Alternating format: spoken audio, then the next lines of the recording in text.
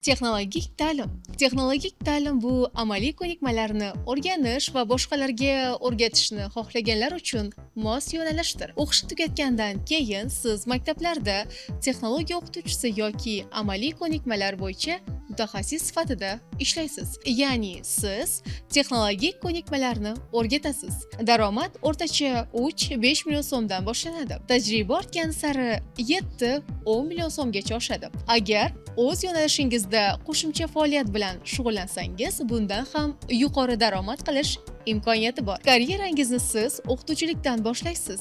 Keyinchalik ta'lim sohasida rivojlanib, yuqori lavozimlarda ishlashingiz mumkin. O'qish davomida siz tikuvchilik, hunarmandchilik, texnik ishlov berish va zamonaviy texnologiyalar kabi amaliy yo'nalishlarni o'zlashtirasiz. Eng muhimi, amaliyotga katta e'tibor beriladi. Ikkinchi kursdan boshlab siz maktablar, turli tashkilotlarda amaliyot o'taysiz. Natijada o'qishni bitirganingizda sizda nafaqat diplom, balki haqiqiy ish tajribasi ham bo'ladi. Texnologik ta'limni Toshkent amaliy fanlar universitetida o'rganing va kuchli mutaxassisga aylaning.